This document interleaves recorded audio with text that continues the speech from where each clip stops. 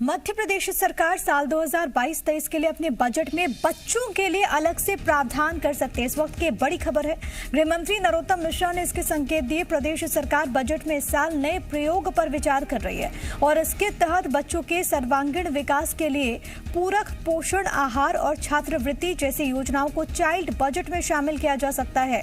गृह मंत्री ने कहा कि हमारी सरकार सबका साथ सबका विकास के विचार पर चलती है। बजट में बुजुर्ग से लेकर बच्चों तक हर वर्ग का ध्यान रखा जाएगा। इस वक्त की बड़ी खबर जहां पर विशेष प्रयोग हो सकता है, ये पहल की जा सकती है।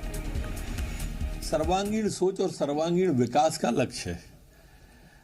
बुजुर्गों की बात भी आती है तो चाइल्ड की बात भी आती है, तो समाज के हर वर्ग को साथ में लेकर चलना, सबका साथ, सबका विकास, सबका प्रयास, सबका विश्वास लक्ष्य मूल है पार्टी का। वासु चौरे मेरे सहयोगी तमाम जानकारी के साथ फोन लाइन पर मौजूद हैं। वासु, गृह मंत्री को हम सुन रहे थे, उन्होंने कहा कि सबका साथ सबका विकास सबका विश्वास, ये तो मंत्री है हमारा, जिस पर हम आगे बढ़ते हैं, तो लाइन ही है। ऐसे में बच्चों के लिए बजट में विशेष प्रावधान के संकेत।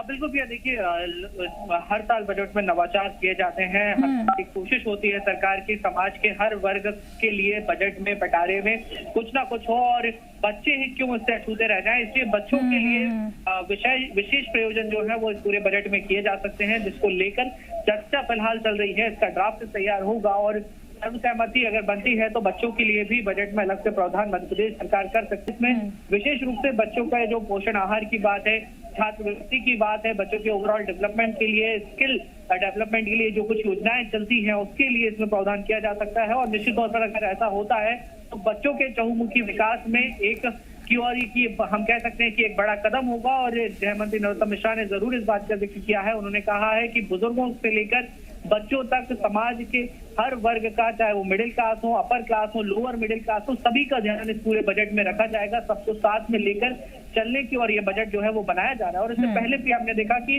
आम जनता की जो राय है वो भी बजट को लेकर ली गई थी। तो अब बजट के लिए जो खाका तैयार होना, ड्राफ्ट बनना जो है वो शुरू हो गया है और मध्य प्रदेश सरकार की कोशिश है कि सभी वर्गों के लिए। बिल्कुल, आमतौर पर वासु जब बजट को लेकर हम भी चर्चा करते तो देखिए कुछ सौगातें जो हैं वो अलग अलग वर्गों के लिए होती है। बुजुर्गों के लिए, महिलाओं के लिए विशेष तौर पर प्रावधान किए जाते हैं, युवाओं के लिए खेलों को बढ़ावा देने के लिए तमाम तरह के फैसले लिए जाते हैं। लेकिन बहुत जरूरी है जो बच्चे हैं उनके लिए भी इस तरीके की कोई पहल हो, और अगर सरकार इस दिशा में बढ़ती है तो ये स्वागत योग्य भी है।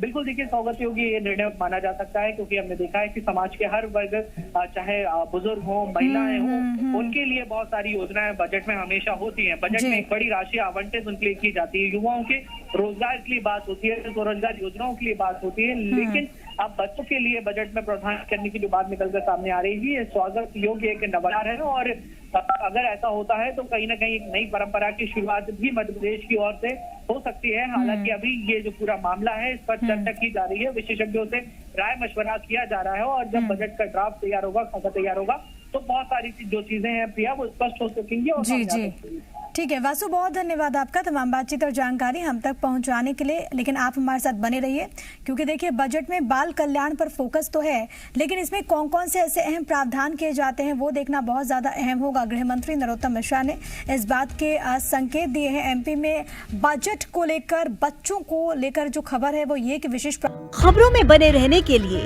आप हमारे फेसबुक, ट्विटर, इंस्टाग्राम पेज को फॉलो कर सकते हैं और ताज़ा अपडेट्स के लिए हमारे YouTube चैनल जी मध्य प्रदेश छत्तीसगढ़ को सब्सक्राइब कर सकते हैं। बेल आइकन दबाना बिल्कुल ना भूलें।